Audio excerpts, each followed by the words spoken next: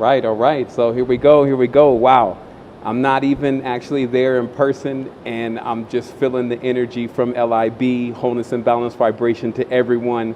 This is an amazing time just to be able to get here and to transmit in some way or another. I wanted to send a big shout out to Dream Rockwell, LIB, and the sound guys who have been doing an amazing job at making sure that this message is able to come to you and gets transmitted properly. So, wow, I have nothing but thanks for being here, and I'm going to do my best in this time that I'm going to be able to deliver, some concise but very powerful messages to allow that to transcend to the level in which not only the cosmos expects, but us in the audience also. So, first, I just wanted to say, for those who don't know me, I'm going to just go over a brief synopsis of what my life has been like and how I got to this point that I am now in order to be in front of you giving you this message today.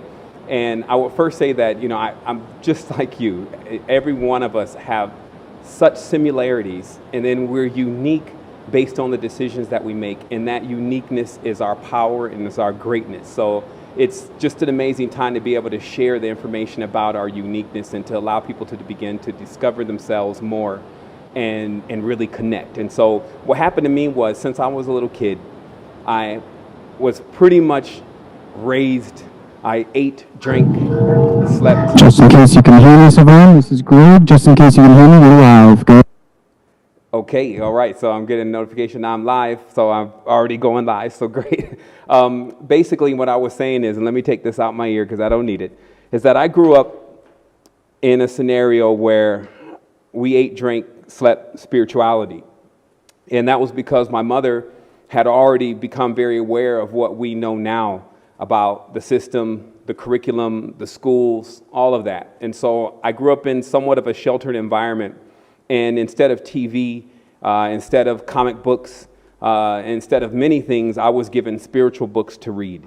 And that became my form of entertainment. So by the time I was about 10 or 12 years old, I had already read Apocrypha. I had already read so many books about spirituality that was beyond the scope of the standard religious systems.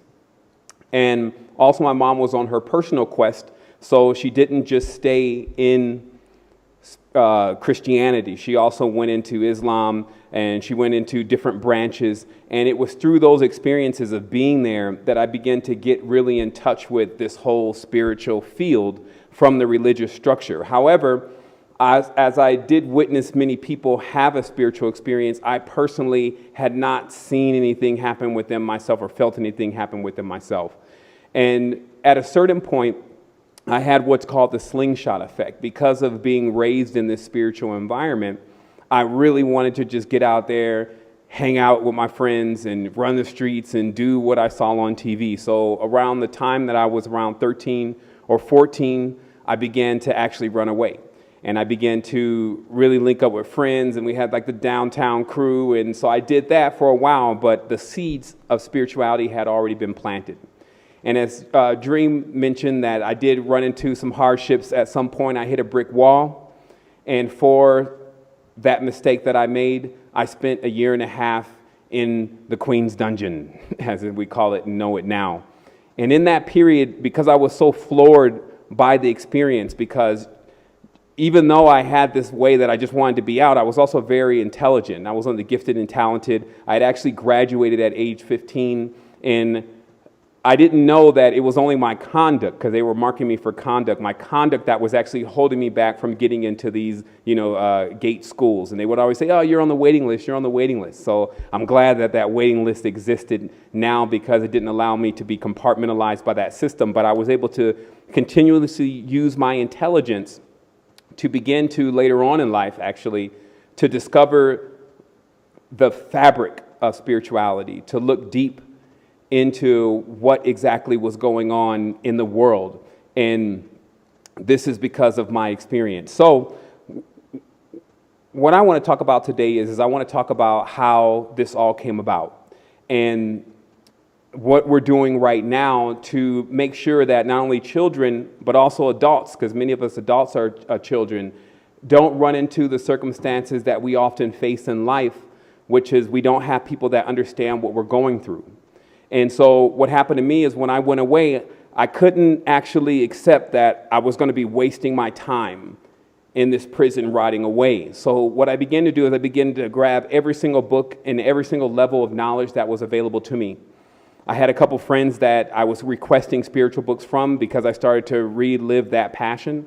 And then I also started reading through the encyclopedia. So by the time I had got out after that year and a half, I acquired probably a Yale degree in the highest honors in spirituality, in regular life, and then even seeing beyond the veil and not being so naive about the environment and knowing when something is going on. So when I returned into the environment, I started to have these spiritual experiences, and they started coming in succession. First, they were somewhat religious-based, and then I began to go into Gnosticism, as it was termed then, which is, of course, the ability to know without being told. And as I kept listening to that voice within reveal to me a lot of the secrets about the inner workings of reality, it still kept getting more and more aggressive. It seemed like every year around Christmas time or somewhere in there, I would go through these massive experiences. And at one point, I had the experience of all experiences up until that point, where from what I know now, I opened up my chakra centers by activating Kundalini. And I did it in a way that wasn't so much intentional, meaning that I was just experimenting with some meditation, and then all of a sudden, bam, I came into a full-on awakening. And through that 2 weeks, I got a chance to see the world as it really was. But because I didn't have knowledge about metaphysics, and I couldn't actually call upon anyone to give me information about what I was experiencing, it was very rough. And I began to see beyond the veil in the world. And I first came about that through learning about the language, English. In fact, there seemed to be a voice, which I call my oversoul, speaking in my mind. And it was saying, yeah, James, you like to play games. You're trying to get light, but you need to get light. You got too much weight, so you'll wait. And in that explanation, I was seeing not only my life as it was at that point, because I've always lived a very fortunate life despite my pitfalls. I've always been like the fly on the wall in those situations, like, hey, that guy is not supposed to be there. So what happened to me was I began to have these drastic or very massive spiritual experiences. And I was able to connect that also with my childhood and the things that I had read and I had learned.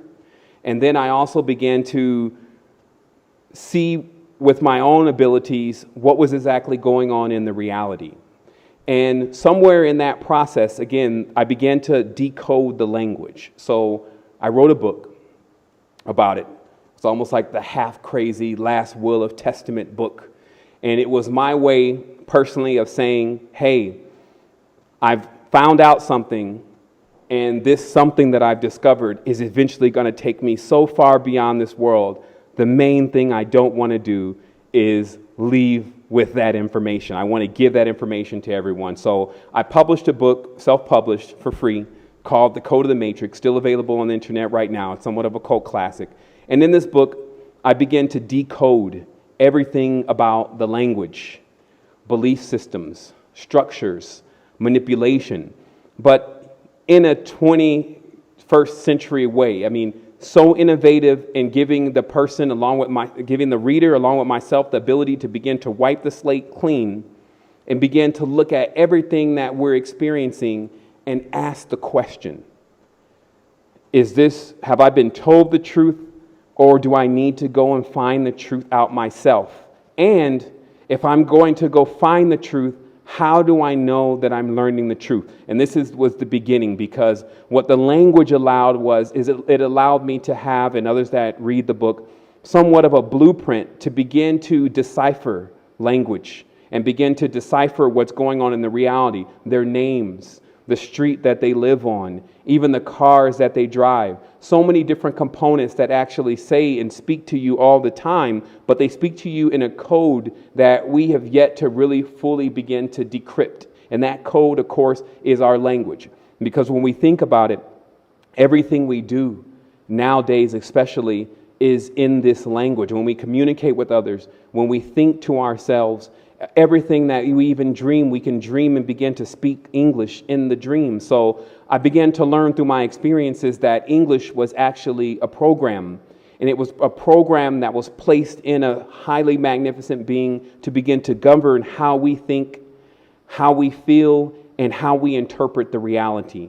So that's what the Code of the Matrix was all about. Again, I wrote the book as a last will and testament. It was something that I was saying that I felt like, hey, I got to get this off like a crystal skull to everyone else, and then I'm going to be gone. But needless to say, when I wrote the book, within 3 days, it had 500,000 views, so it went viral.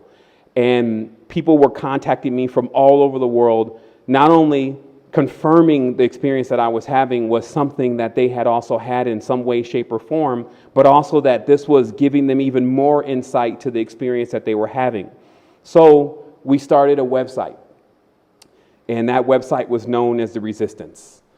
And it became so strong, this resistance, which I look at more of like the immune system, that we began to rank #1 on Google for the topic, the resistance. And we used to anagram it, and it was a heretic's nest, meaning that the knowledge and the information that was shared within the resistance was not about dogmas.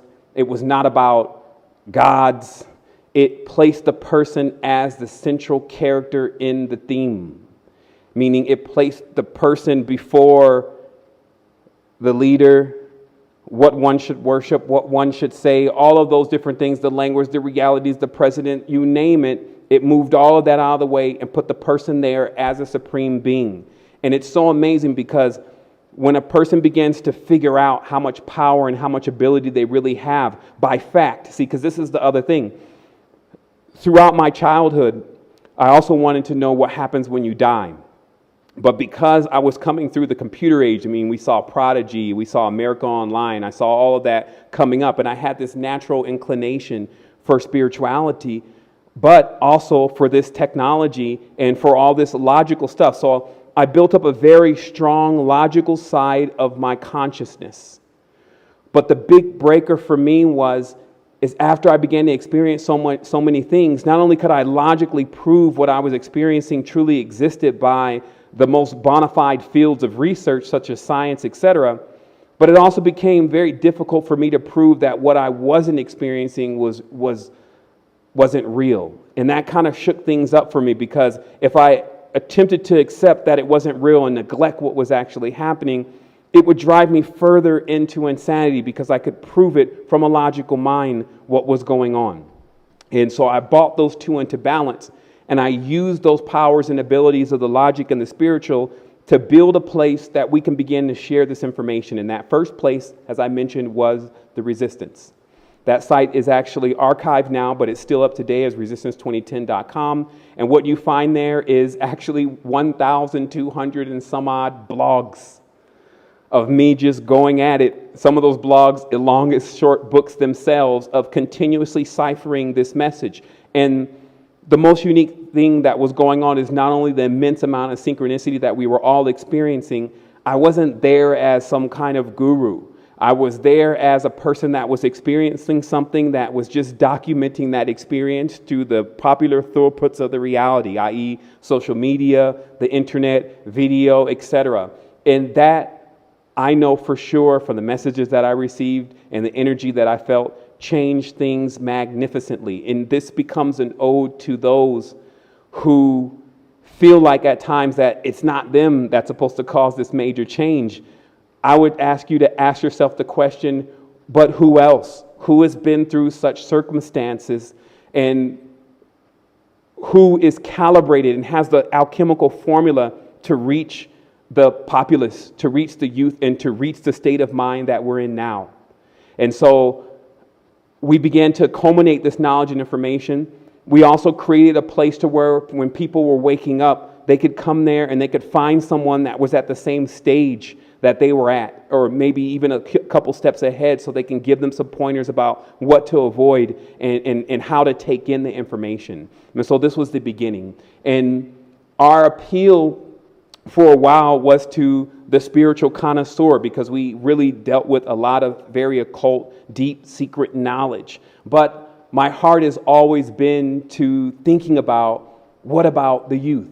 Like, what about all of those guys that are still locked down in those prisons, and many of them have no real hope, no way of getting the information, and no way of getting knowledge? And so I started launching an effort to get that information, and I'm going to speed up a little bit here. I started launching an effort to get that information to people so that they could get it to other people that were inside. And we're still actually working on that now, of bringing forth something that when we send knowledge and information into these prison systems, knowledge of the highest caliber about this kind of spiritual knowledge that we've come across over the last 6 to 7 years, then these guys have all the time in the world. And of course, we want to send it to women prisons too, have all the time in the world to actually read this and really ingest it and get into the meditation. And the reason why I feel like this is so important is because it causes the insurrection. Like, if you understand metaphysics and you understand the dynamics of what we're dealing with in this matrix, then you'll realize that the lowest of us, when brought up, bring up all of us. So we rise by actually ascending others. So those who are doing the deepest work actually go to the darkest, deepest places, to where things have been forgotten about, in order to shine their light where there is no light, there's only ignorance, and to bring that knowledge and that wisdom to those spaces in order to bring those beings back into the full realization of their total self.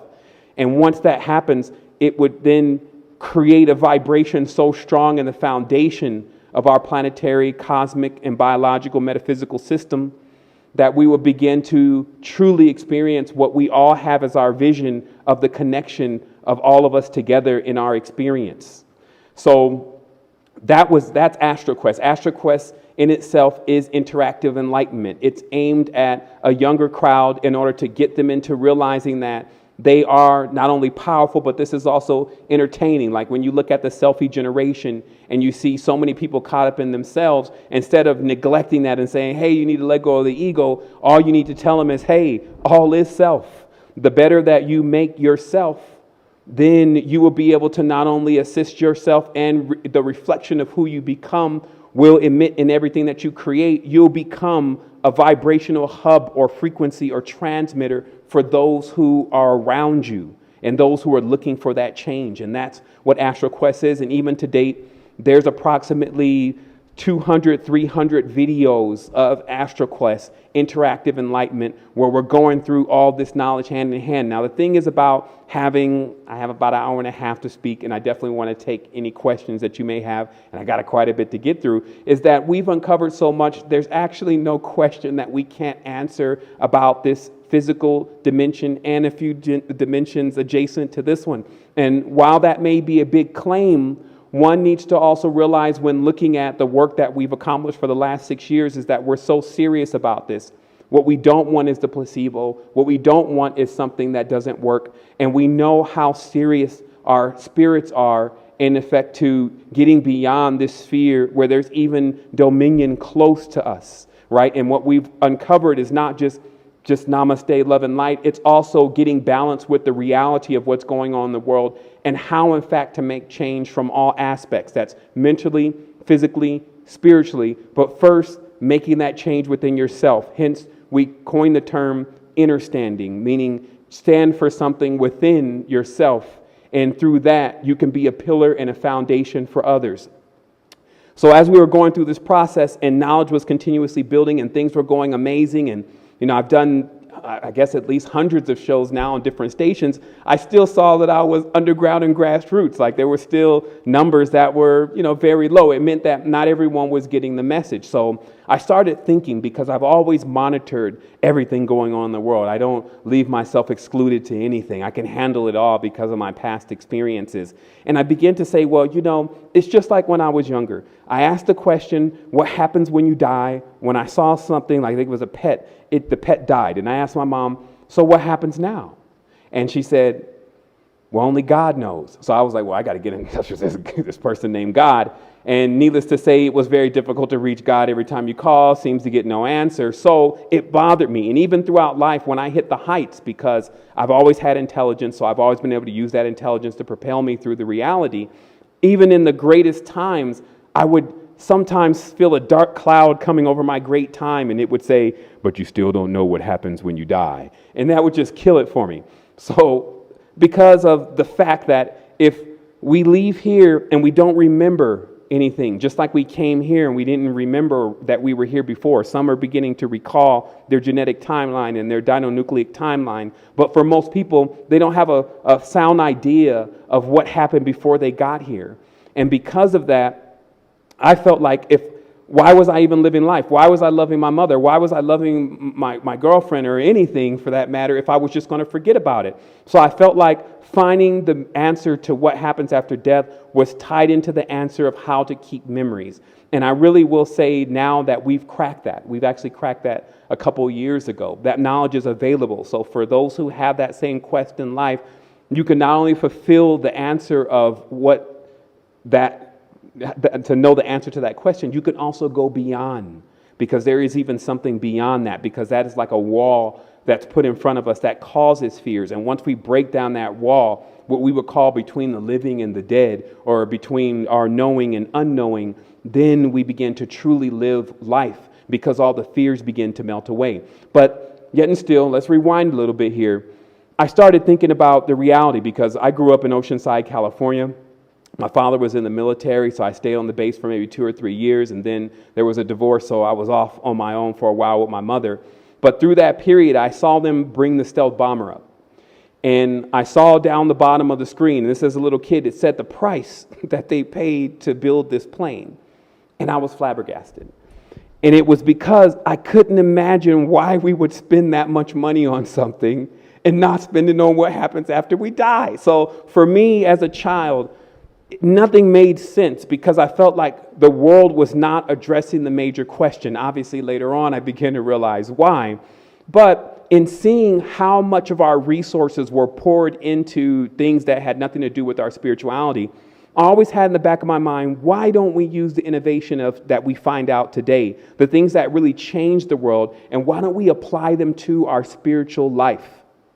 And I can fast forward here and just explain that happened with open source. And for those that don't know about open source, I'm going to give a brief explanation of it. And what open source is a way to actually open up the functionality of whatever you're developing to others, and to not limit them by patents and copyrights. And as you see here on this diagram, these are some of the top open source applications that we use today. Obviously, Creative Commons is open source. Mozilla Firefox is open source. Joomla, Ubuntu, these different services, Linux, are all open source. And the success of those platforms have been what many industry giants such as Target and Johnson & Johnson and all those, I need a patent for this, HP, I need a patent for that, have been trying to recover from at this point, because they have not been working in the open source way. Open source has changed things and is changing things rapidly when it comes to industry. So when I saw open source and what it did for the industry, I said, man, but what can open source do for spirituality? And that brought us to the next phase. It brought us to secret energy. Open source spirituality. Now, mind you, the Resistance platform and AstroQuest as a platform, both being websites, grew to actually 16,000 members.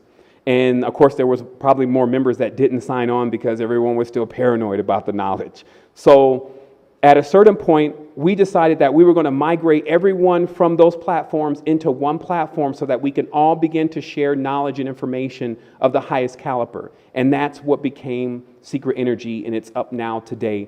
Open source spirituality platform, all the spiritual advisors that you can think of, thousands and thousands of books that we do what we need to do to get those books to you, frequencies, tones, vibrations, chat room, algorithm-based system where you ask a question, then you get answers, same system Yahoo uses, good answers go to the top, trolling and bad answers go to the bottom, so no need in going down there. So you can get answers to the questions like, should I vaccinate my child, without going to Google and getting such a conflicting response that you don't know what to do. So really drilling into it and then allowing others that had already gained either an excessive level of their own spiritual enlightenment or just eclectic at what they do to begin to comment and begin to share a common place. And that's what Secret Energy is.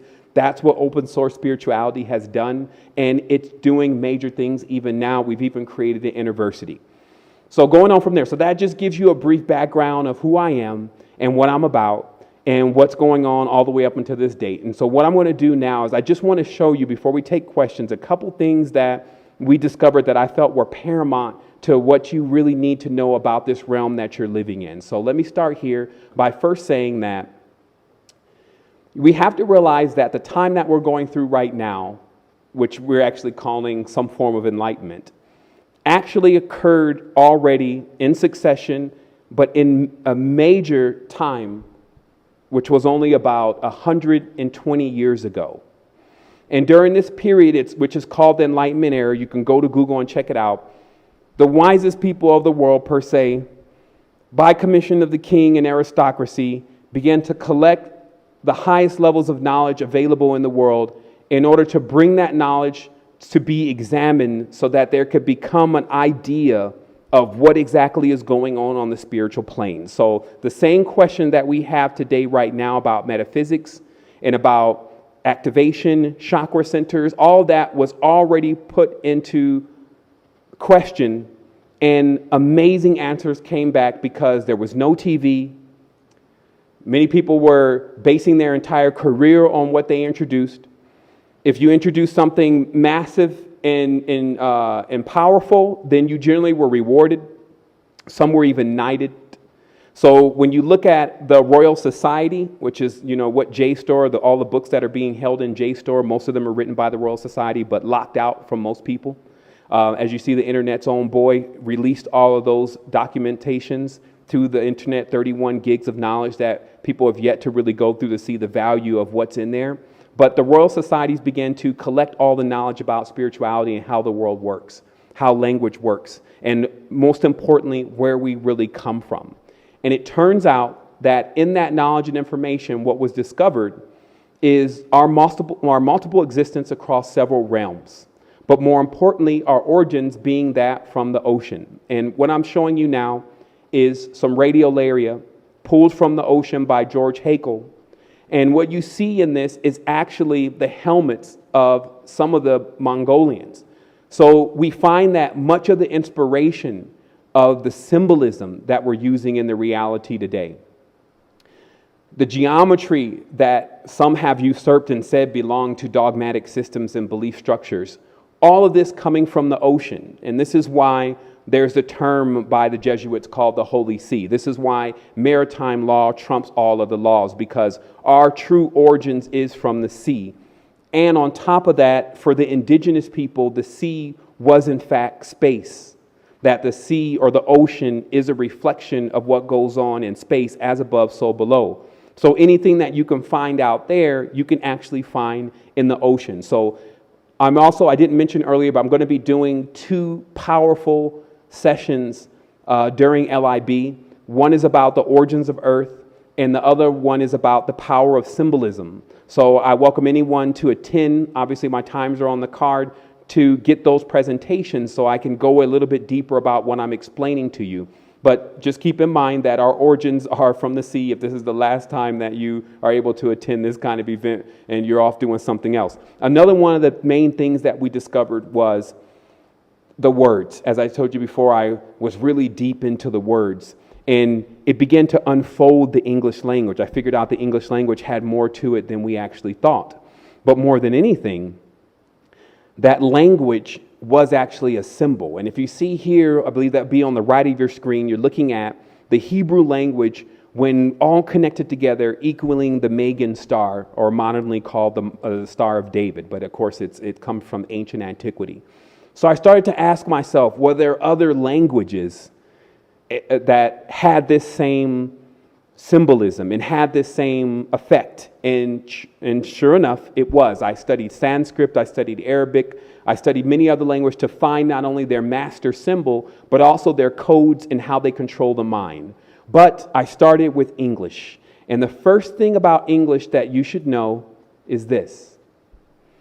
It's the first part of breaking the code, that the English words are actually backwards, or as we would say, backwards. That we have now begun to compartmentalize ourselves with the language by saying the same word but giving it different meanings, when in fact every word that sounds the same does have some very unique connection if you know how to crack the code. But the interesting thing about language is if you actually are reading language from left to right, then what it actually does is it turns your mind in that direction. And I found this interesting because in the ancient languages, those languages didn't move in that direction. Some move up and down, some move left and right. And even hieroglyphs, which are over 2,000 characters, when you read it from down to up, you get the ascended explanation of what's being written. When you read it left to right, you get the logical explanation of what's being written. Opposite, you get the spiritual of what's being written. So this allows you to begin to fully understand the depth of what's being written. That way you're not led astray by words that sound alike or one direction of the words. So just remember, language functions as a program in our mind. And what happens is because we're on a language that goes from left to right, which is called clockwise, that's also actually the direction of our decay. So this is why it's also so important to go beyond the language, go into the tones and the frequencies and the cymatics and begin to truly realize what your name is. My name is not James or Sivan or some of these dull vibrations. Your name is not Jane or Judy or any of those dull vibrations. It's actually a symphony that your chakras play, that it never repeats itself because everything is acting on you, the environment, others around you, and never can that time and that space be duplicated again. So you are truly unique and your name is unique but often hidden. So that's why name is an anagram for the word Amen, and the word Amen, of course, means hidden. So another one of the things that we discovered, just so you understand about the English language, and again, we're just going over a couple things here. I know I'm being mindful of the time that we have, is that I discovered that English, when you look deep into systems such as Freemasonry and accepted Freemasonry, which are two different things, you actually find that the language was put together by a specific group of people in order to begin to control the mindset of the people who are later on to adopt that language. One of the major key players in the language that we're using today was actually the Grimm brothers, who wrote the Mother Goose and Grimm and the nursery rhymes that basically are like nightmares that play over and over again in the child's mind. But there was a deeper level to language. Language is very occult. As we know, language is spelling or a spell. Even in your computer, the cursor is there. It blinks, waiting to take a command. So there's a lot about our language that actually shows us that it's very magical, and the ability to speak, especially to speak something into existence by using the proper tones, is one of the powers that we have that give us such high levels of sentience. But of course, if we're put onto a system that does not reflect that level of power, then we become limited by the program that we've adapted. So one of the major things that you should understand about English is that even though you know 26 letters, there's another 26 letters that are actually hidden.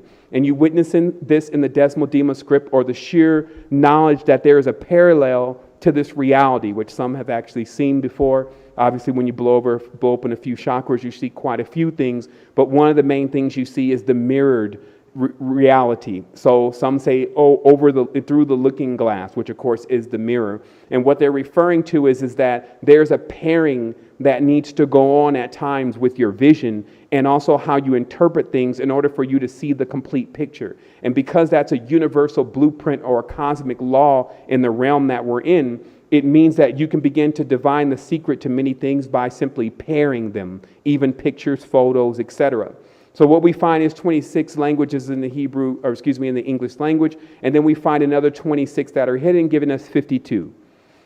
This gives us why we have 52 weeks in a year, which is known as one Anu. An Anu is similar to all of the cards, and this again would be the English card deck. That's why we have 52 cards, or 52 tarot cards. Now the word tarot comes from the word rota, or rotate, or a wheel. And this is, of course, why zodiac, astrology, astronomy, and all of those systems begin to link into a wheel. Sometimes they call that the wheel of life.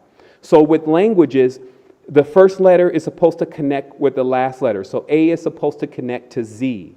And what this creates is known as the cabal, or cable. Our word for that is cable. A cable meaning a rope where the beginning connects to the end. And when the beginning connects to the end, then you have a complete wheel rolling in your mind of everything that can happen and everything that will happen.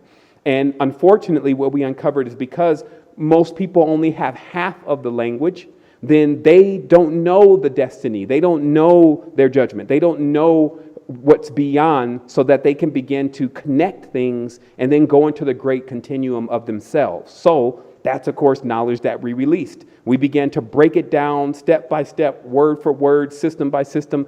And because we learn, after a while, non-judgment, which is like a block in the wheel of your mind. We learn harmony, which allows you to understand and use compassion to see and understand the why something happened, rather than judging it right away, in order for you to stop your mind and never get the complete picture. So these are things and techniques that we taught over time that people began to develop. And now what we've come up with is, like I said, pretty much the answers to everything that goes on in the reality. What I will let everyone know is that we're going to discuss something very major in the Flat Earth session, and that's exactly how we got here. So if anyone wants to know the origins and the beginning of this particular planetary system and our existence in it, I would recommend that you tune into that.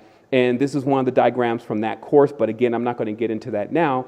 What I am going to do, since it looks like that we're running into time a little bit, and I want to give plenty of time for any questions, is I'm going to take this opportunity now to go ahead and answer some questions and to go ahead and get into the next level of this. Because just remember, anything that you want to know, this would be the time to actually ask it. And if you've had something that, you've always questioned when it relates to anything, symbolism, what happened to someone that you may have cared about, a specific system, a specific entity, anything, this is the time to get the answer, because that's what this is really about. It's 2016. We're probably a little bit late even, but now it's time for the annuals of life to be flung open completely. And also, we need to realize that if this knowledge is coming to us in this time, it's also coming to us in a time in which people actually don't really read anymore.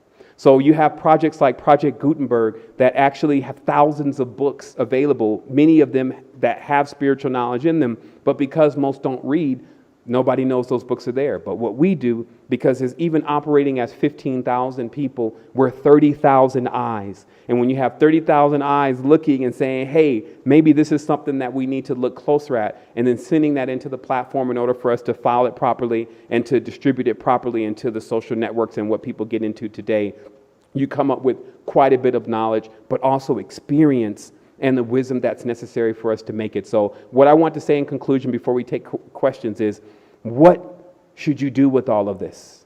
Like, a lot of us are caught into now getting all this information, but we now need to go into application. So it's important for you to sit down at night, get into yourself, be present at that moment, and say, what am I really looking to do forever? Because we're immortals. We don't perish. The only thing that can happen is we can be made to forget. Energy never dies. It only transmutes. And you're now at the brink of an era that's going to produce what we call professional reincarnation. This is knowing where you're going when you leave here. It's producing a great deal of knowledge and power that even breaks down the walls that has separated you from your loved ones, has separated you from your ancestors. Because remember, the most key thing that I found when studying just the dynamics of energy, currency, alchemy, etc., is memories. Because memories give us energy.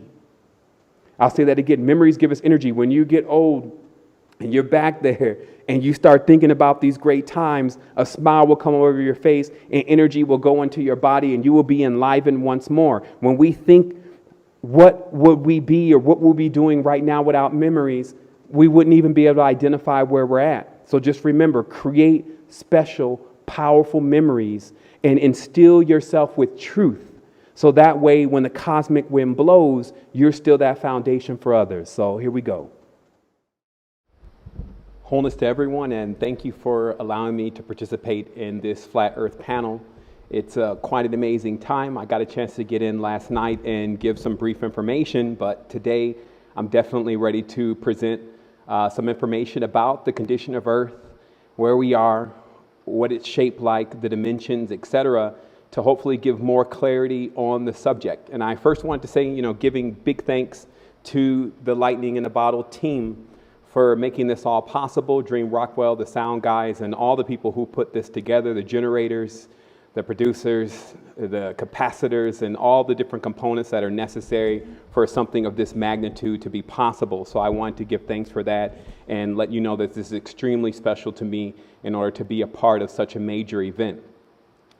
Just a brief bio, only a couple minutes, because I do have about a 20-minute runtime on my presentation. And I just wanted to say that, the reason why I can speak on these topics is because I've been studying spirituality ever since I was 5 years old, and having a multiple level of experiences, not only just in that realm of spirituality, but also in the world. And it has brought me to a point of being somewhat of a connoisseur of spiritual knowledge. And I do, of course, share that knowledge with others through the platform that I have, which is AstroQuest, The Resistance, and currently open source spirituality, and that is Secret Energy, for those who are wondering, exactly where we're at and where we're producing information. I also wrote a book called The Code to the Matrix, which gives a deeper insight on language and everything that's going on in the reality, especially based on religion, external deities, etc. And so just getting right into this, what I really wanted to talk about first is that I wanted to first say thank you to the seekers of truth and the givers of truth. We're all looking to penetrate this chasm of deep knowledge and get some kind of clarity as to what exactly is going on our planetary system, how we can make things better, and also how we can continue to develop our souls. And that is primary. So the more of us that are sharing the knowledge and information, bouncing it back and forth, and coming into more of a realization of what's going on, the better. So today's message, I do have some illustrations to show, and I'm just going to jump right into this in respect of time. And I really want to say first that the dimensions and the shape of Earth are what we determine it is. We have to be very clear about where we're exactly at and what's happening and what's happened over time, but there is an infinite vault, meaning an infinite amount of space above us, and there is also an infinite abyss or space below us. And what we're doing is we're actually filling that space. We fill that space with our energy, our concepts, even our constructs, and we often have to see that our expansion moves in all directions. So when someone says that they're ascending, in equal measure, they're also descending, and they're also moving left and right. So ascension in itself is something that grows out into this direction because you're expanding, and that's something that's well understood about our spiritual vehicle. So the image that I'm showing you here is actually they're two rather ancient images from two spectrums of the cultures that are presiding here on Earth.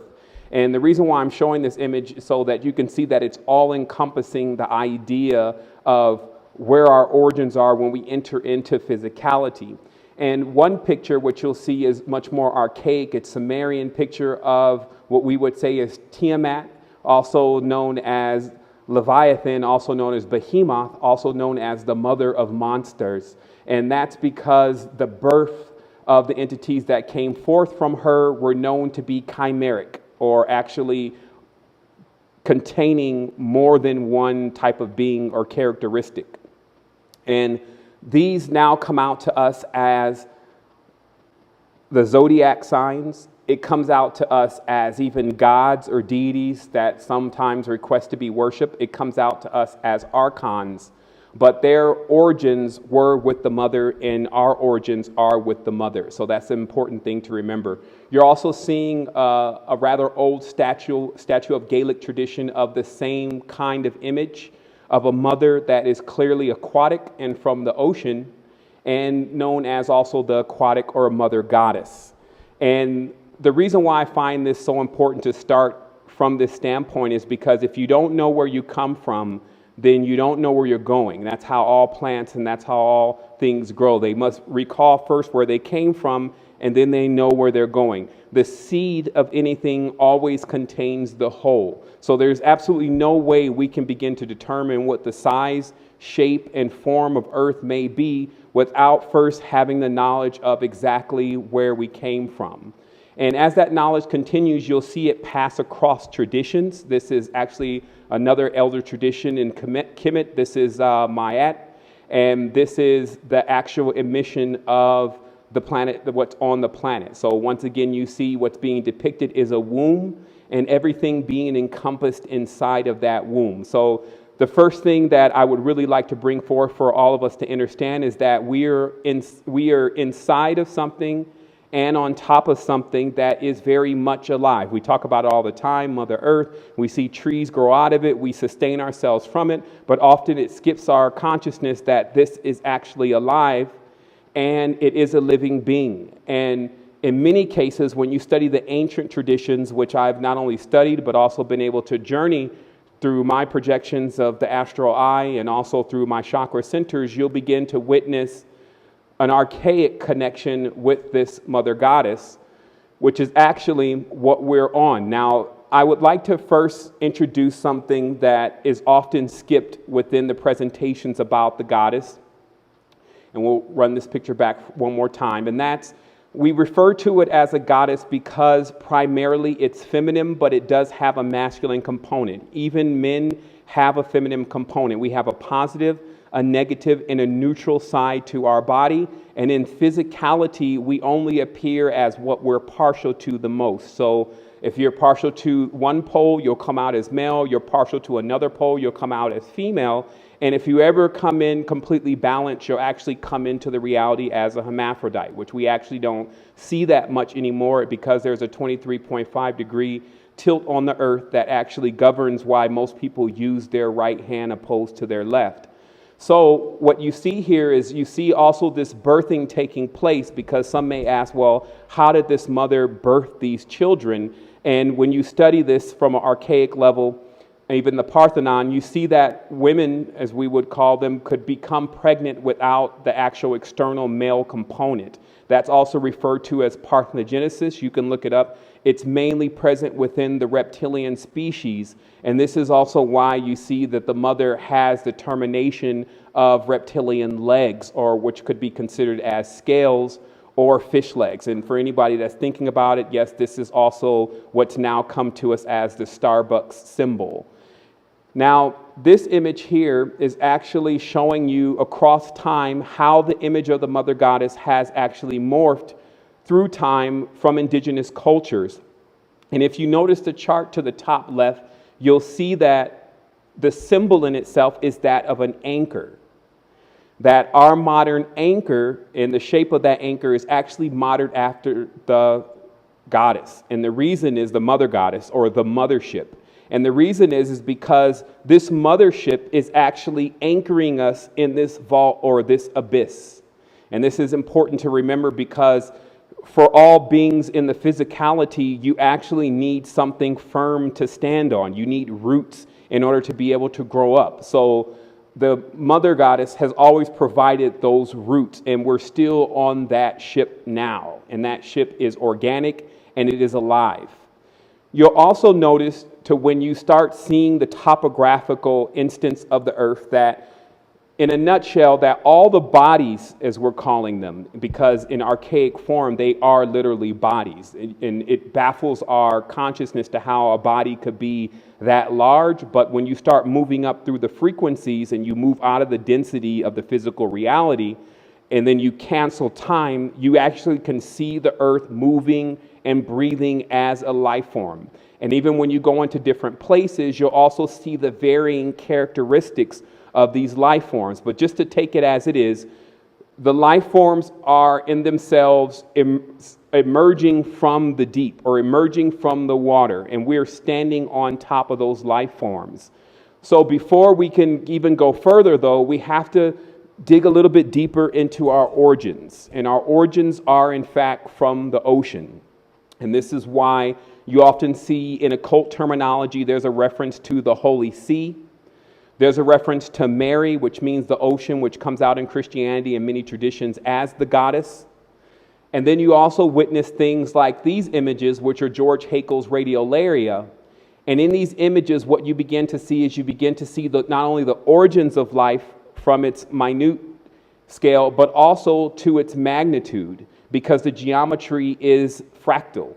So this means that much of what, if not all of what has been introduced into this world today, is actually been pulled from the ocean. And that comes in the state of our subconscious. It comes in the state of our inventions. It comes in the state of our occultism. It comes in the state of our symbolism. So it actually is embodied within everything that is presented to us in the world today.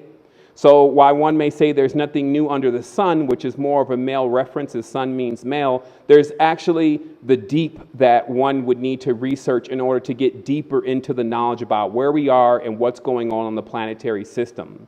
So as you can see here, when you begin to really study the albums of George Haeckel's work, you actually find entire shells that contain what we would call a heart, what we would call a spleen, and what we would call a liver, and the parts of the human body. But we're talking about a span of over millions of years of the process of the existence of this planetary system. So I wanted to let everyone know now, this is not an illusionary world. If it's an illusionary world to you, you would have to question how fake you are. This world is very real, and it also requires us to do some digging deep and also to use our extra senses in order to divine exactly what's happening here and what's gone on throughout the timeline. But this is a simple example of what you're seeing here is actually the helmets, or what appear to be the helmets of the Mongolians, but these are pulled from the sea.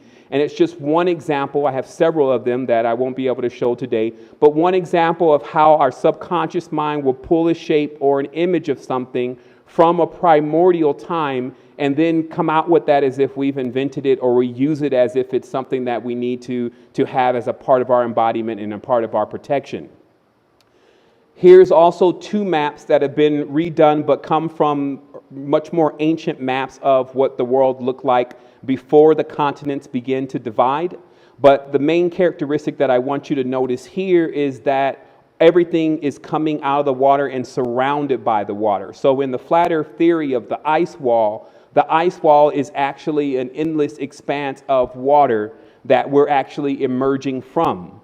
And also to quell the conflicts that go on about space, the ocean to the indigenous was known to be space. The space is actually a reflection of what's in the ocean and what's on top of the emerging bodies of water coming out of the ocean. The only thing that you're seeing in the sky as far as those lights is you're seeing the spirits of the individuals that are still in the ocean or on land. And that's why in most occult knowledge, they say that there's a star in the sky that actually belongs to you. That is true. And many of the larger celestial bodies, the ones that we can see and we can recall as planets, are actually still in our ocean. And you're seeing the reflection of their spirit, which you could call bioluminescence. In addition to that, to also quell somewhat of the debates about if it's flat or not, we have to understand that even the top flat earth theorists did not actually use the term flat as a meaning of it actually being flat. That was just more of a catchphrase that kind of caught on for someone that was kind of discriminating against the whole theory that the earth was actually alive and actually a womb and a plane that we were walking on. Because in every sense, it's actually not flat. You can see many mountainous regions and valleys, and also structures that embed themselves so deep into the mantle of these bodies that it would be kind of logical that you could eventually circumference the entire thing, but it would not be an orb. And I think that that's what the biggest arguments are about, is that Earth is not a sphere, which it is not. It is more of a craterous bowl-like chasm. Now we're going to move a little bit forward here, again, in respect of time, in order to come to a total realization of exactly where we are. And as I said earlier, much of what our Earth turns into from a geometric level is based on the collective, meaning if the masses believe that Earth is X, then Earth becomes X. That's called a morphogenic field. It's actually when the consciousness of the species on the planet begin to determine the size and the shape of the planet. Now, when we go back into the ancient traditions, we'll find that, especially when you study some of the occultism and esoteric knowledge, that most of these societies that are putting forth the idea of a new world or a new world order are actually practicing a Babylonian tradition or a Sumerian tradition versus a Kemetan tradition. So it becomes very important for us to look at in attendance the Babylonian and the Sumerian concepts of what the world is actually looking like, because that has been embedded into the consciousness of everyone. So that's actually the reality that most people are living in until they choose to rise off the plane that they're on. So a big part of this, though, that I wanted to mention is that the reason why flat Earth becomes so life-changing for many people is because it challenges the very construct in which you're walking on, the foundation. And once a person begins to be somewhat unsure about their foundation, then they gain the ability to begin to, how can I put it? They gain the ability to begin to restructure everything. And this is sometimes referred to as the destroyer. So now the foundation is destroyed. You don't believe even the earth that you're standing on is the shape that they depict it as.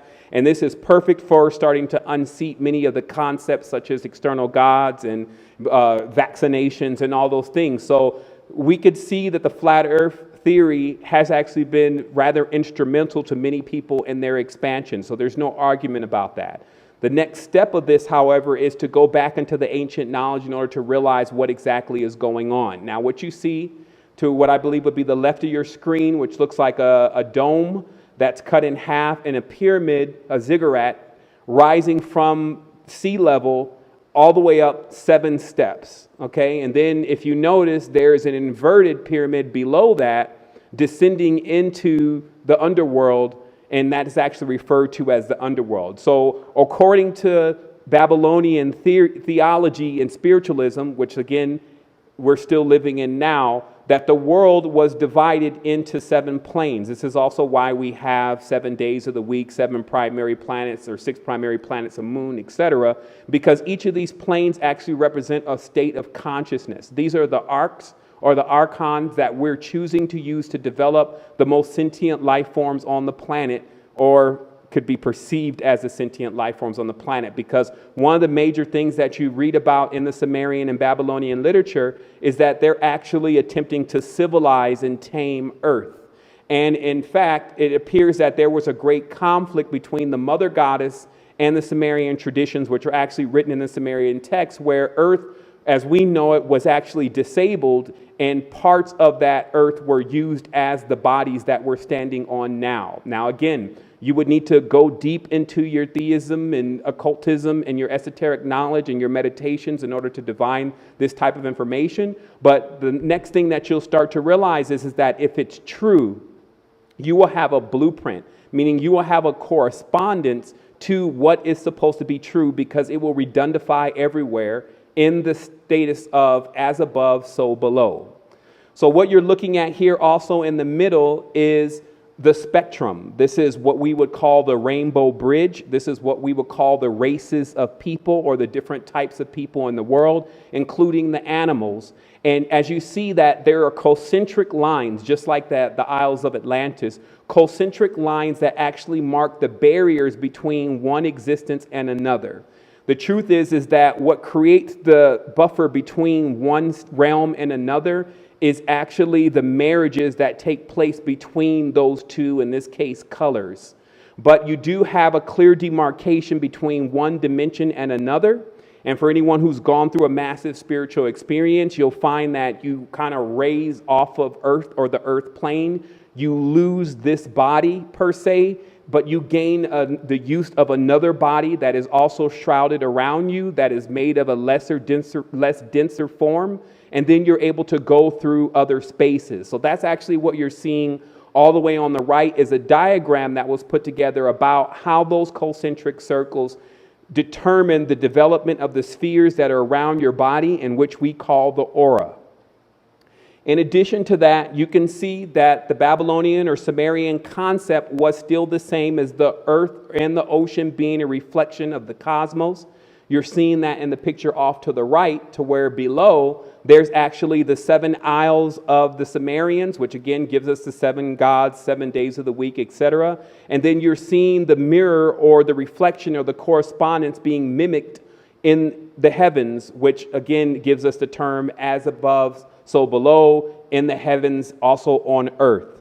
But another thing that I want you to see here, because this is going to start to solidify more and more that this is in fact going on and this is in fact true, is that if you notice that the base pillar of this ziggurat which is also known as the black pillar, corresponds to Saturn in the Sumerian tradition. And the interesting thing that was discovered about Saturn, and we'll come back to this image later, but that the poles actually are of a hexagonal nature, and that's over there on the right. And that hexagon, of course, gives us the cube. So what you then can divine, if you're following along, is that this base pillar is also known as the cube. And this cube is in many tenses what the indigenous used to refer to when they would draw diagrams like this. This is, of course, the ancient Oriental depiction of Earth and the cosmos all as one, not as separate. And then another depiction of Oriental depiction of the Earth, again, as a square having 4 corners. And then again, we get here the Aztecs emulating the same 4 corners. And then even the most popular image of the flat earth theory, there being 4 corners. And this is somewhat of a metaphor that has been taken rather literal and needs to be blown up, because in a 2-dimensional aspect, the earth would then be flat, but in a 3-dimensional aspect, then it would be a cube. And that's what's referred to in societies as the square, and standing on the square. And also the 4 elements that are around the tips of the square are actually known as the 4 elements. And those elements were used in order to create the actual forces that you're seeing on the earth. So now images such as this, which is the Hindu mythological representation of the world, make more sense, because this tortoise, which actually, when you dig deep, they'll tell you is the female, is actually a correspondence to the parthenogenic mother goddess. The 4 elements, which would then be elephants, are then interpreted holding the bowl or the concave shaped earth. So now you can fully interpret that symbol. So the thing is that with ancient mythology, you actually need to have the experience and you need to have the scope of understanding in order to be able to interpret the symbols, or it seems quite fanciful that the earth could be on the back of a turtle. And it's just because our terminology that we use to explain things is very different than the ancients' terminology. Now, here's another image that I showed earlier that's also very important, because it gives you more of an idea of what actually exists in the realm slightly above us, even higher, and then how all those realms merge together. Because in the patterns or the orbits of the planetary systems, what you actually get is the tracing of the stars. And that's why the name of the mother goddess has also been known as a star. And the reason is because the orbits of these planetary systems actually begin to dictate the geometry that is placed within the chakras. So we go back here to this image again, and we begin to see that each step on this ziggurat in this particular Babylonian system does actually correspond to geometry. And how the Sumerians would put that is by numbers. Like Marduk was 50, there's 40, there's 30, there's 20. And these are to depict the levels of the chakra centers that are actually encrusted within inside of each realm. And now you'll see on Earth that we actually have, on the left, you see the phi, which is, the left is the pattern that Venus traces out in the sky. Those are concave pentagrams, which are very different than straight line pentagrams when you understand geometry. But those concave pentagrams are actually what you witness in plant life, in phi, and in much of the mathematical encoding of the planetary system. And then you have 5 and 6 come together. So 6 is the base pillar. So when 5 and 6 come together, they make 11, which creates actually a dual plane. So what you're actually witnessing here is the terminology phi, which is also fighting. It's also conflict, because phi replicates itself based on conflict. And then you have 6, which is also sex, which is known to be what is taboo on the planet because it's the reproductive cycle. So when 5 and 6 get together, then there is a birth of what would be 11. So this is how the planetary systems, and we're just using soft numbers here, nothing's in stone, but this is how the planetary systems develop the life forms that live upon it and breed, crossbreed through marriages, the unique life forms that we see around us now. So this, of course, is archaic. It takes place over millions of years. And obviously the knowledge of this, as I spoke about yesterday, has already been uncovered by the Royal Societies and the Enlightenment era that took place over 180 years ago, in which the knowledge that was sequestered from that system, which of course a part of it was George Haeckel's radiolaria, was locked away from the populace and used now to control them. So what you see is literally what you see. Things coming from the sea or concepts from the mother, and then taken into the undivine masculine reality, and then shaped and formed and fashioned in another way, and then they come out as if they're the gods and the inventors of this, and that it belongs to them, etc., when that's not true at all. Now we want to get into another topic about why the spheric aspect of the world is even being used now, and it has a lot to do with this image. And many have seen this before. You will witness a circle around the sun or a circle around the moon, depending upon how the light is set up and depending upon the stage of the celestial body. And so this is why there was an idea, a concept that there was actually a round sphere around Earth, because it is true to a certain extent, but that sphere does not have much density to it. You actually have one of these spheres or toruses also around your body. So it's, again, another metaphor that is taken out of context, but there's a big difference between a sphere and a circle. Now, remember, that's 2D versus 3D. So the 2D circle actually represents, as a symbol, a cycle or repetition. It's generally called the course, as there's courses in time. It also represents infinite rebirth and death. So that's why the circle symbolism is often used, because it harkens to an enclosure or a place that we're confined within, and then that there is a boundary. As you see on each of these systems, there's actually a boundary between each space, and those boundaries are not to be crossed according to the governors of the system. Now, these boundaries are also what we would say are the walls between the living and the afterlife. Or in flat earth terminology, we would call it the ice wall. But this could easily be crossed when using another vehicle that can actually get you into those spatials. Now, what I want you again to pay attention to is the center ring, because there's a really concise concept that you can adapt in order to really understand what you're dealing with. And this is, in effect, a disc. And I see that I'm running out of time, so I'll go ahead and conclude here.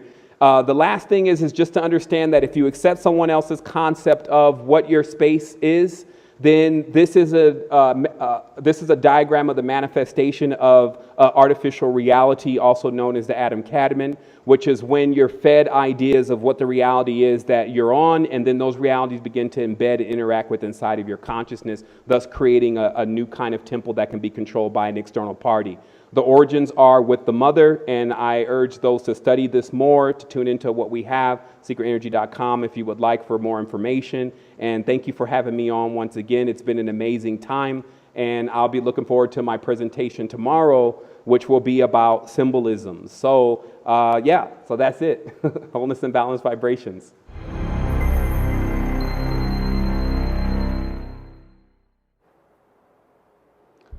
All right.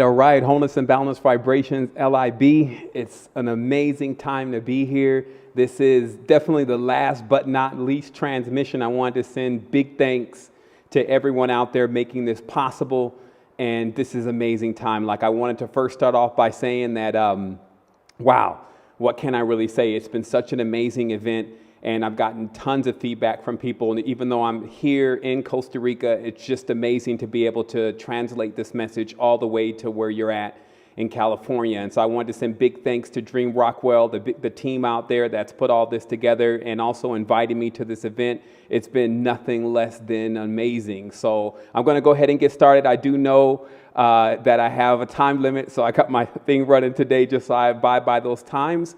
And the first thing I want to tell you is this is about your power. So also there'll be a little Q&A session after this. I'll make sure I leave a little bit of time. So while you're getting this presentation, if you have a question, something that's deep in your heart, your soul, your spirit, and you want to know what the answer is to that question, this will be a good time to ask that question if it's not answered within this presentation. So let's go ahead and get started.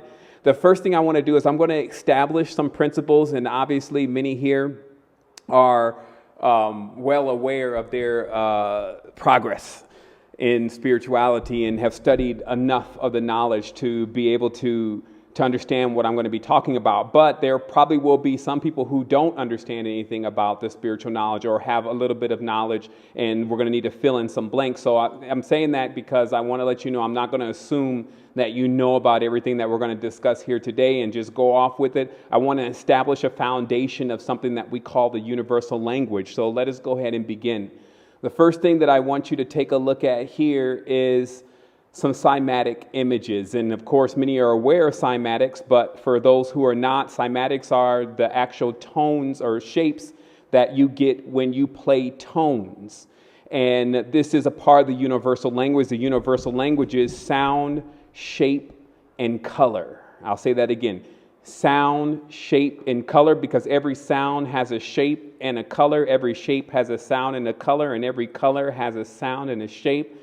And that's most important to realize, especially when studying esoteric knowledge, because you begin to start being able to make connections that otherwise wouldn't be so obvious. Now, how it's really come to us as far as this connection between sound, shape, and color and these images that you're seeing now is actually through a device that looks like this. And this is actually called a cymoscope. And a cymoscope is this object that there's obviously a speaker coil, as you can see, centered in the middle of the object. And then there's water. And then there's a camera to take the image of the frequencies that are being played through the device. And through this process, we've gotten much more familiar with the in-depth patterns and shapes behind cymatics.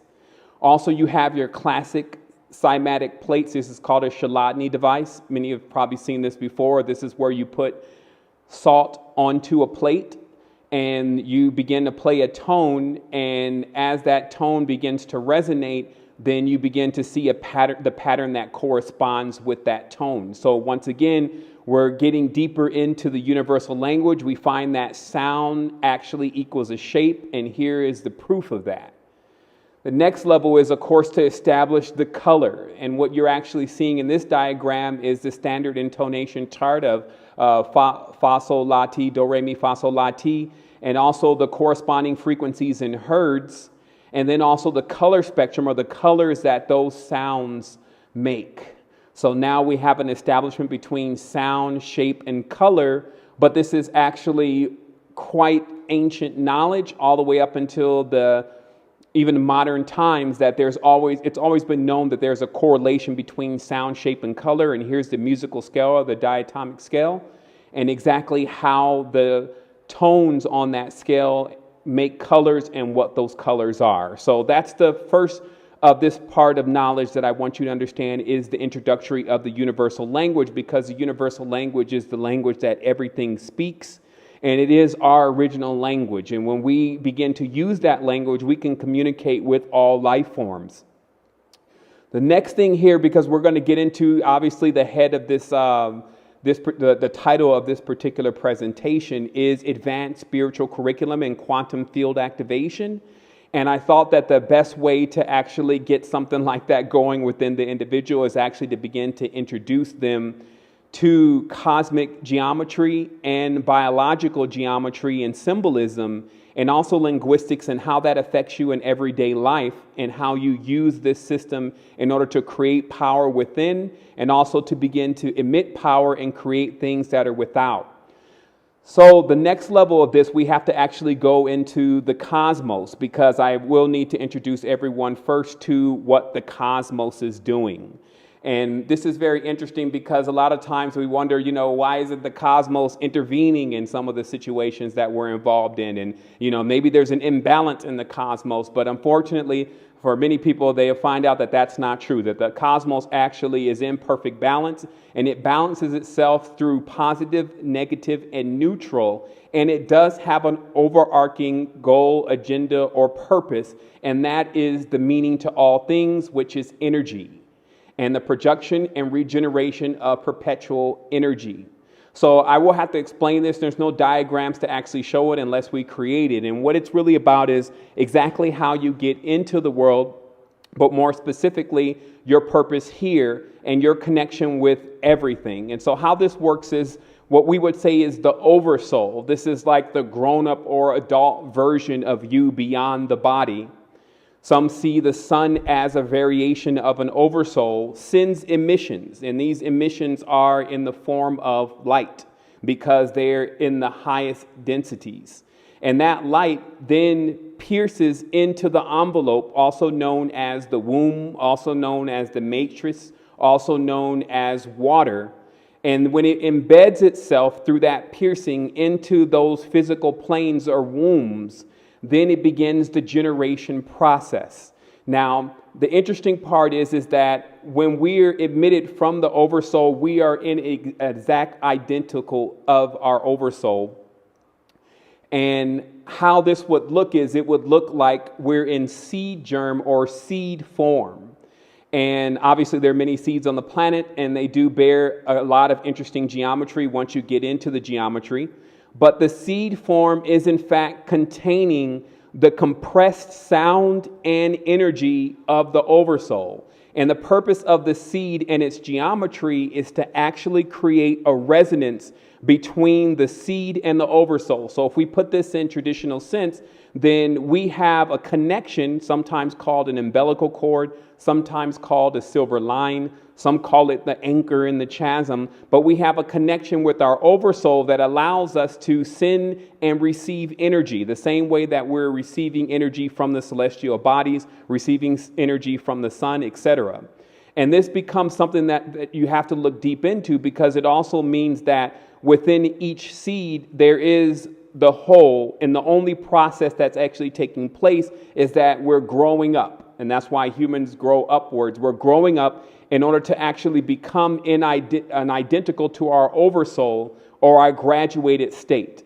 And we begin here first as the seed germs, and as long as the seed is cultivated properly, and that's why there's a huge need for gardeners or people who understand husbandry or understand how to actually cultivate seeds in a reality and allow them to become to their maximum strength. Because what happens is that this creates a bridge of perpetual energy that connects us and our ancestors and all there is in the cosmos. And so this is very important, because it actually gets us into exactly why we would need to maintain a connection with our higher self and actually eventually become our higher self. So today we're talking about the oversoul, but this knowledge that you're going to receive is going to actually let you learn how to separate, to decrease the separation between you and your oversoul, and also actually become that. So also remember that every time there's a penetration, there's also an imprint or an image that's also often referred to as a mark that does resonate the actual identity of the oversoul. And that's actually what symbolism is. Symbolism is the seed form or two-dimensional form of something that has the magnitude and power that, well, how can I put this? The magnitude and power is still in baby form and it's growing up, but still the seed possesses all of that magnitude and all of that power. So we're going to keep going here.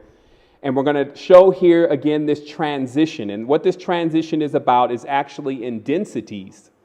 So you start to see the connection, because the connection here is actually every single life form is filling a specific space in the continuum, meaning that the colors that we see on the spectrum, the density of life forms that we see on the spectrum, the variation of personalities that we see on the spectrum, the zodiacal signs that we see on the spectrum. All of this is spaced out to create a bridge between the oversouls and the seeds in order to create a continuum of perpetual energy. So this is the main purpose of the creation here on earth, is continue having that bridge, and also to allow us to remain connected to our energetic force. So now we begin to move into the deeper part of this, because obviously we have some very esoteric knowledge that we want to reveal today. And the first part of that is actually the world, or what I would refer to as the word and the world. Now we start to begin to see that these actual terms are very identical. In fact, the word is the same as the world except for adding an L. And in linguistics and etymology, you learn that the symbol of the L actually means in ancient languages the symbol of the god. So what's actually being said here is the supreme being can in fact create worlds through words. And as we go on, we'll start to see that words have, and tones and vibrations have everything to do with the creation of worlds. And we see that this whirl is actually the wave or the spiral and the frequency that emits as we speak tones and vibrations. So let's get a little bit deeper here just to give you some examples. We have here what many refer to as a mantra, okay? And what mantras are seeds and emanations of created worlds.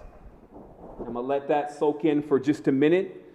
The tones that you hear in a mantra, and that's why there's always a purpose within the mantra to actually pronounce it correctly, because what they actually are is they're seeds to worlds. And when, let's say, you have 1,000-petal lotus, then you have 1,000-syllable mantra that must be said perfectly in order for that world to be realized. So the whole purpose of mantra is to actually bring the energy of a specific world. Now, of course, there's tons of mantras just as there's tons of worlds, and each of the tones and the vibrations create unique variations in these worlds. So to prove that even more, you now come to a mandala, which is actually a visual representation of a mantra. And mandalas are often used, especially if you look into the Tibetan system, is they're used to create patterns that eventually become embedded within the consciousness. So that when the Lama is doing the astral travel, then they're able to astral travel to a specific place. Also in the vision or also in the meditation, they're able to travel into a specific place. So a mandala then is a two-dimensional imprint of worlds. And again, they're memorized to promote astral travel into that world. So this is what you would see if you took a mandala and took it into a three-dimensional format. So this is known as a kingdom, and it's brought about through the chanting and the tones and the vibrations that are going across time. Now, I'll explain that. See, every time we say something, even though it may get less and less as far as audibly, it's still traveling because it will even move through walls. And when sound is moving through walls, then it gets smaller. So it comes out of the visual, it comes out of the audible spectrum of what we can hear, but it's still playing a sound. And that sound actually sounds like a ringing in your ear. That's actually not tinnitus. Generally, it's the presence of an energetic form. So these tones and vibrations, and that's why there's chanting going on across a continuum in order to create a bridge, meaning that ancient cultures chanted to connect to their ancestors that were doing that same chanting across another level of the timeline. And so this becomes another very important fact, that we actually connect to our ancestors even subconsciously and through meditation. And we can connect to those ancestors from thousands and thousands of years ago. So what does that mean? What that means is that the ability that we have to use our tones and vibrations, and not only our mental or frontal lobe projections, allow us to break what we would call time, the speed of light, and those kind of things that hinder what we would call the world from the living to the world from what we perceive as the dead, but which is really the afterlife, which takes place on another time frame.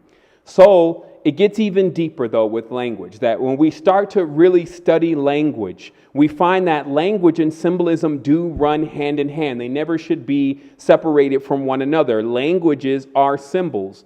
Mathematical expressions are symbols. So even in studying the symbols in math, like the division symbol, you find that there's one dot, another dot, and a line in the middle. and that means division. So what's being said is one dot is, let's say, the spiritual body, and then another dot is the other spiritual body, and then the line in the middle is the realm in which that separates those two spiritual bodies, and that brings up division. So as we said before, these lines that you see, and you'll see it in concentric circles, you'll see it in spirals, those lines that you see in between those areas are actually what separate one realm from another. And when utilizing another body, which could be your voice, which could be your astral projection, it could be another vehicle like your ran, which is an Egyptian term for your astral body, you can pierce through those membranes because they are like veils in between one dimension and another. So the sounds that we can emit and the thoughts that we have actually do that. But if you look at this chart, there's something even deeper to be revealed, and it's the connection between language and geology.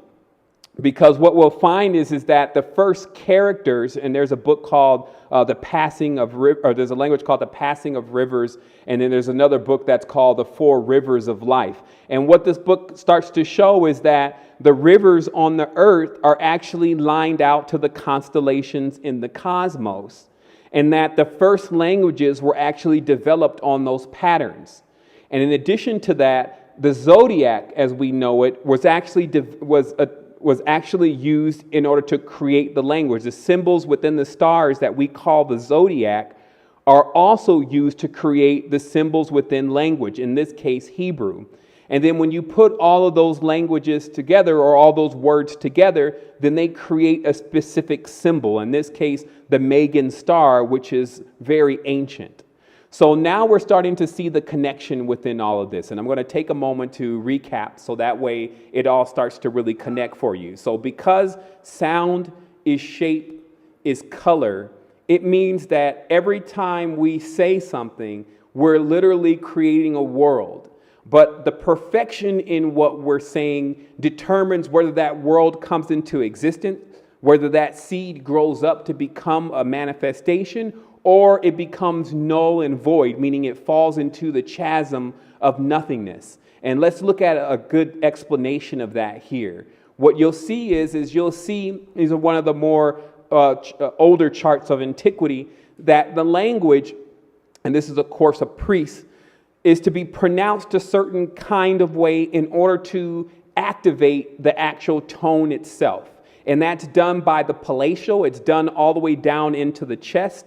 And because the whole purpose here is that, see, in English, just really the top of the mouth is used, and then maybe a little bit above what we would call the Adam's apple is used, but very little of the guttural tones that you see in the ancient languages. And there's a reason for this, because when you have the ancient language, you're actually speaking all the way from down deep, and then the word goes up through your passages, which would be your chakra centers, and then comes out of your mouth in full manifestation, because you've now taken that word and you've pronounced it properly. So what you're seeing here is the diagram showing that where the words are actually pronounced and how that connects with the windpipe and how that actually connects with other parts of the body. So that way, when a word is pronounced, in order for it to fully manifest, then it must go through the chakra centers of the being. So this lets you know right away that you have this power of being able to bring something from what we would say is the subjective plane into the physical plane. So generally that's called from inception to conception. Inception is the idea or the thought of it, right? And then so that idea and that thought starts, and that's the inception. And then the conception is if you can actually birth it into a physical world. Now remember, the process of birthing something in from the astral to the physical means that the seed or the word not only must be pronounced properly, but it must be put into the space or the environment in which it needs to grow. And that's actually the whole part of why the elements became so important, because if you were trying to accomplish something specific, then you would go into the environment that promoted that vibration and tone and nourished it properly in order for it to come to manifestation. Now, of course, today this is called magic, but there actually was no use for languages. beyond this purpose, meaning that there was actually no use for speaking verbally except for to create things. So many of the life forms and many of the things that we see here in the world today were created from using the tones and vibrations that the ancestors spoke. And these tones and vibrations have been existing throughout antiquity and even before time. So let's move a little bit further here, because now we see another diagram, because I know some may ask, well, what about English? Because we talked about Hebrew and how when Hebrew is connected together that it makes a two-dimensional symbol called a Megan star. When you take English, which is actually a cognate of Futhark rune stones, and you put all of that together along with even the numbers and certain key symbolism that's used in the reality, you actually get this symbol. And this is known as the monogram of English, because it contains every single pattern necessary to bring forth everything from the English language and the Futhark runes. In addition, when you study occultism, you find out that this is actually the diagram of the incarnated world that most are living in now, if they've taken on the English language in their mind and they don't have another variation, such as their own imagination or their own ancestral tongue, etc., in order to allow them to realize that the world is much more than just this symbol. So these symbols actually become more or less embedded within our consciousness and then begin to unpack themselves. So symbols, once again, are encrypted expressions of vast states of thought. And why is that? It's because the origins of a symbol comes from the oversoul, and then it embeds itself, and then it's left to be unpacked. And that's what we're seeing within the diagrams that were shown. Obviously, again, this is a two-dimensional symbol of something that is yet to be unpacked. And then when it's unpacked, it comes out like this. And so what governs whether or not it can be unpacked is if it's put into the consciousness. This could be collective consciousness. This could be personal consciousness. If it's put into a collective or conscious environment in order for it to completely unfold itself. So that means that if a person doesn't believe this is true, they don't believe that their words have any power, they don't believe that there's any connection to the English language and spelling or spells and magic and all that kind of stuff, then it means that it never actually generally comes to fruition what they're attempting to manifest. But we also have learned with things like The Secret and those kind of systems that what you think about and what you focus on does indeed begin to manifest. But that's a light version and explanation of what's really going on.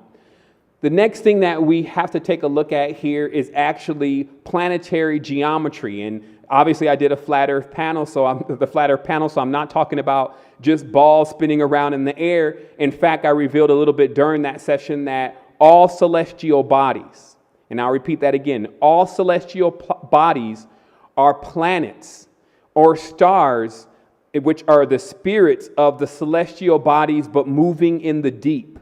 Meaning that they're actually moving in the water of the ocean that surrounds Earth, which is pretty much infinite.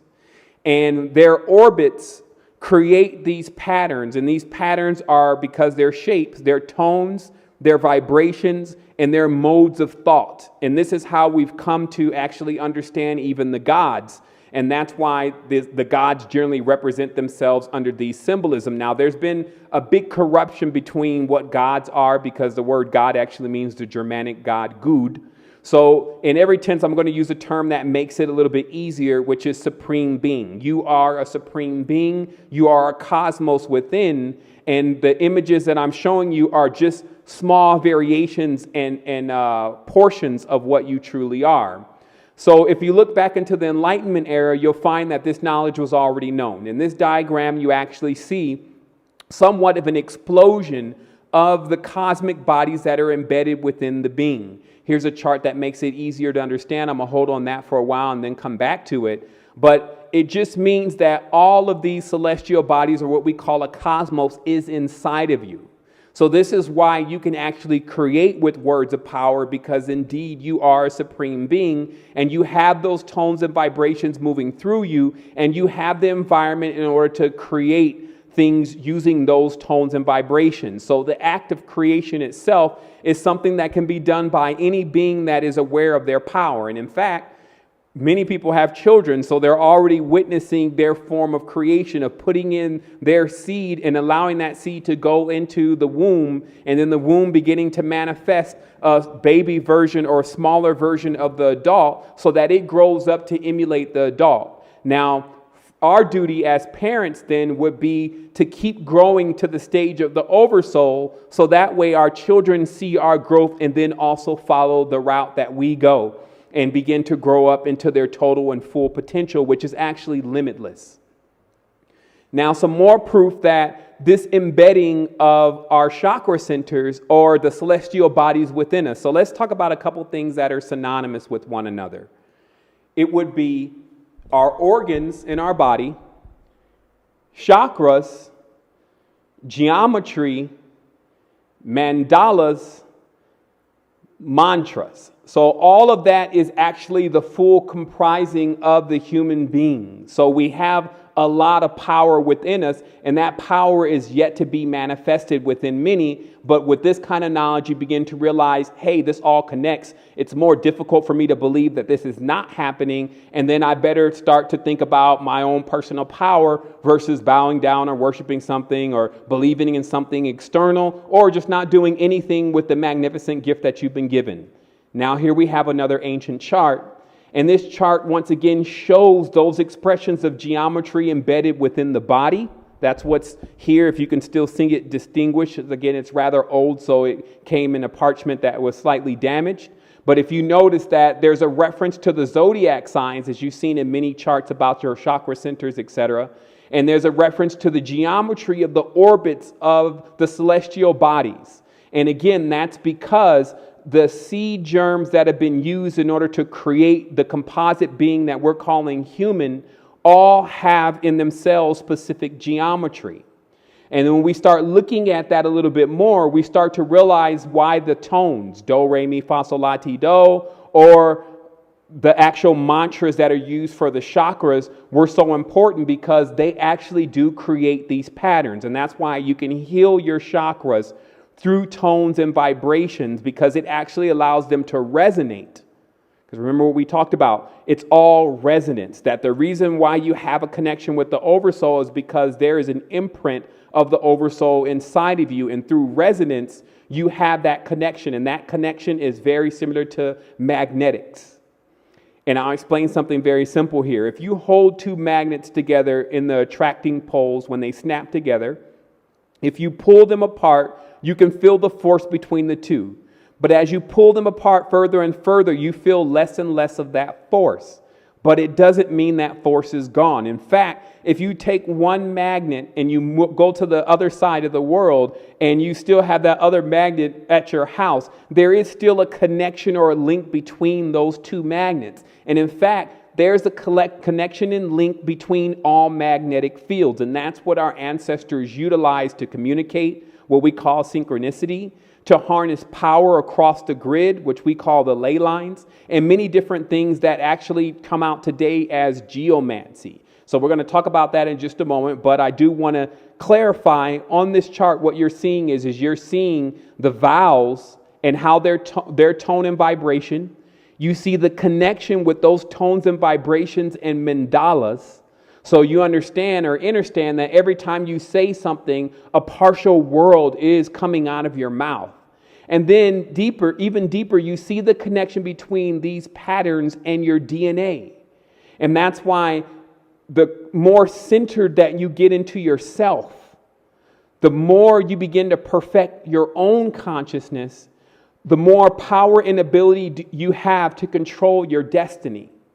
And that's why this becomes so important. And I'll pause for a minute here because I do have 1:30 and it looks like we're still, we're almost through with the presentation and ready to get to questions, but we do have some time.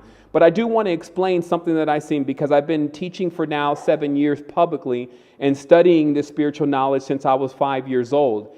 And what I found was the greatest hindrance to our process was actually us getting stuck in dogmatic and religious systems. Now, I will put a disclaimer there that many of these things are steps for us on the ladder. They're actually in charge of governing some of the energy until we start realizing exactly what is going on. Meaning that when there's a lot of energy and that energy fills you at one time, it may be too much for your vessel to hold. So sometimes these systems can work as being able to regulate those energies before you're ready to turn yourself on to the total reality of you as a supreme being. And that could be, in my book, their only purpose, that one should continuously move up the ladder of total realization and realize that there is no God in the sky that one should be worshiping or bowing down to, that one should actually be looking in and within, which we call innerstanding, and then start to really connect with themselves because the universe is inside of you. Because just imagine,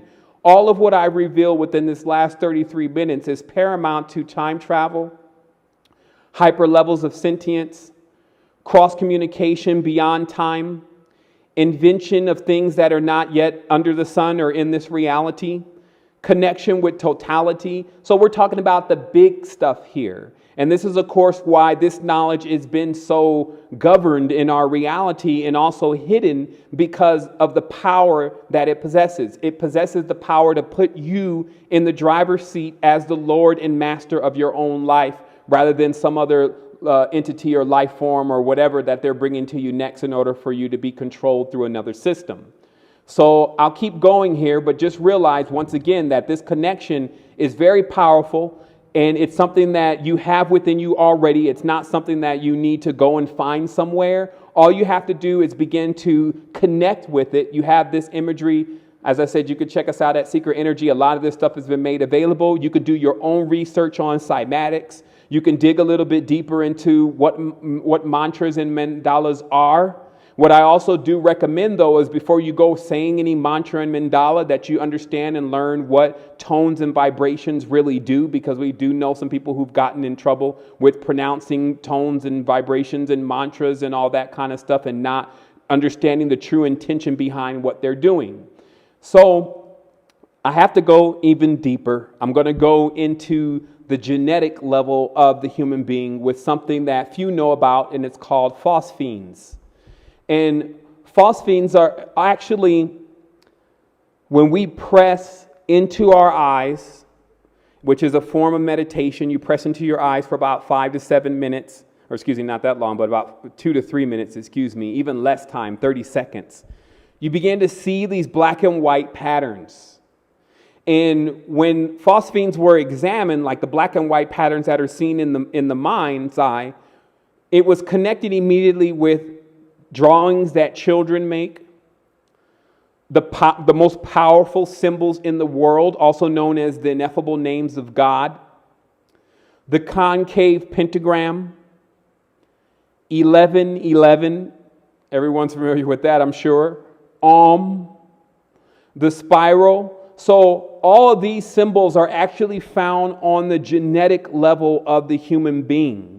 So this is also why a person can be triggered by these symbols so easily. So if we're living in a society that uses this kind of symbolism, as we're seeing here, in McDonald's signs or in corporation signs or in clothing, then that would trigger the person to more of an ancestral recount of their primordial existence. And so they would feel some kind of connection to that. So this is actually what we have to worry about. If there's anything to worry about, this is what we would need to be wise about. I guess that's probably a better word, is when symbolism is used to actually control consciousness. So you're seeing here organic Venus, organic Saturn at their poles. And then now what you're seeing here in this image is inorganic Venus inverted and inorganic Saturn inverted. And this is called drawing down the power of the stars. This is actually geomancy. This is when the energy or the correspondence of a zodiacal sign is utilized and embedded within the geology or the actual geometric construct in the streets or on the ground. And then that energy is brought forth and harnessed. And in this tense, what you'll find is that there is no good and bad planets. What you actually have is there's a positive, a negative, and a neutral. Because remember, even within yourself, you're not only a planet, you're also a universe. So this means, as you know, you have your good side and then you have your bad side. And then what you're working to do in most cases is to find your neutral or your harmonic balance, right? So in this case, in this geomancy, what's brought forth is instead of Saturn's upright status, which is wisdom, fatherhood, focus, patience, willpower, Saturn's inverted aspects, which is ignorance, vengeance, malice, and death, is brought forward. And this, of course, is the geomancy that's in the streets of Washington, D.C. Once again, you have Venus, when upright, creates love, connectivity, sweetness, and passion, but when inverted, brings lust and disharmony and divorce, etc. So this is how geomancy is used in order to draw down the power of the stars in order to infuse the area and all the things that are going on in that area, the laws, the rules, the people who are walking in that territory, the decisions that are made in this White House, etc. And then I'm sure some caught that there's an inverted owl embedded within in the street. And the only way you know what direction it's facing is by how they point the pentagram, and the geometry lets you see what is true north. And so all the symbolism here is inverted. So instead of the owl being upright, the owl is actually inverted, which is actually a sign of ignorance, because the sign turned upright is a sign of intelligence. So I also encourage people to, instead of judging a lot of this symbolism right away and saying, oh, that's evil, to realize that everything in the reality has a positive, a negative, and a neutral. And it's for us to divine the true meaning of things. But once again, there's another deeper level of this, and where this is our last level of depth. And then we're going to start taking some questions here. And that's how these signs and symbols, as I mentioned earlier, can be utilized in order to provoke a level of thought and a feeling inside of your consciousness that may instinctually feel right. And so this means that the level of manipulation that we're dealing with in the world today actually is utilizing the symbolism in order to trigger us into believing certain things, and then that symbolism is taken and basically formed and fashioned into the idealism of whatever they want you to think. So what you're looking at here on the top is actually radiolaria, and this is George Haeckel's work on discovery of pulling things from the ocean during the Enlightenment era. What you're then seeing on the left is what we would call now the Maltese cross, which you now see on the crest of Knights Templar and most secret societies. And that's used as a symbol of power, but its original origin is actually from the ocean. That's why it tends to connect back to the Merovingians or the Holy See, because they're direct plagiarizations from things taken from our mother or our womb. So what you're seeing, just in a nutshell, is symbolism is taken from the origins of life.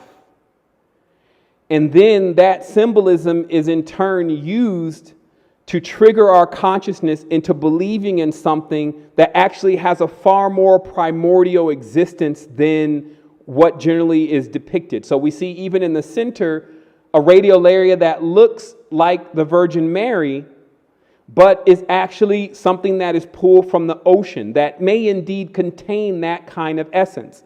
In addition, you see another cross that is pulled from the ocean, and in the end, most geometry you'll find pentagrams, hexagons, etc., are found in the ocean. So they don't actually have a connection with many of these religious systems and dogmas. They have a connection more with what goes on in the ocean and how that comes about in our reality today. I do want to say before we come to a conclusion that you need to know where your power comes from. And what that's going to allow you to do is it's going to allow you to not be fooled by all these systems that are out here that are claiming that, they have the power, and that, that you should worship them and that the symbols belong to them, because that actually begins to distort our consciousness. And then when you begin to see all this and study what I'm showing you, you begin to see not only that this comes from an organic nature, but also that it's within you. And so the only thing necessary is for you to begin to study self. And then when you study self, then you unlock all things.